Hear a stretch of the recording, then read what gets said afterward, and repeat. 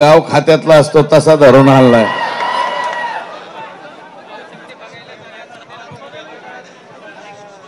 सोमनाथ सूर्यवंशी या BCom LLB ला third इयरला शिकलेल्या मुलाच्या बाबतीमध्ये न्याय झाला पाहिजे ही परभणीकरांची त्या ठिकाणी मागणी होती।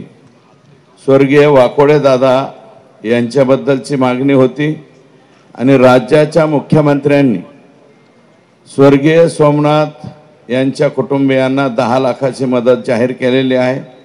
वाकोडे साहेबांना 5 लाखाची, त्या दोन्ही कुटुंबियांना मी भेट देतो अशा प्रकारचा शब्द त्यांनी या ठिकाणी दिलेला आहे। आणि आम्ही ज्या संतोषच्या बाबतीमध्ये मागण्या केल्या त्या सर्व मागण्या जवळपास आतापर्यंतच्या जेवढ्या मागण्या केल्या तेवढ्या पूर्ण केल्या। फक्त एक मागणी राहिली, SIT जी स्थापन झाली त्या SIT मध्ये वालू काकाचे चालू बाबा हे काही सामील झालेले आहे।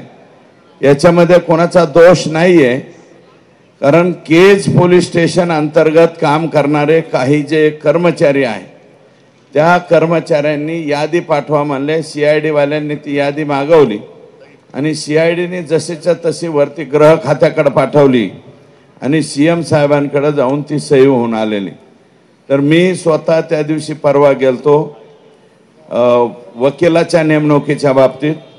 सरकारी वकील म्हणून आम्ही उज्ज्वल निकम साहेब यांनी संतोषच्या या खुनाचं काम पाहावं अशा प्रकारची विनंती केलेली आहे आणि मला वाटतं त्याच्या बाबतीत मुख्यमंत्र्यांची स्टेटमेंट आली म्हणून त्याच्यावरती मी अधिकचं बोलणं उचित होणार नाही। आता मनोज दादांच्या कुटुंबातलंच अगदी चुलत भाऊ वारला असल्यामुळं ते इथे येऊन गेलेत, कारण 5:30 वाजता ते त्यांच्या मातुरी या गावावरून निघाले होते, इथपर्यंत आले परंतु दुर्दैवी घटना घडल्यामुळे ते परत गेले।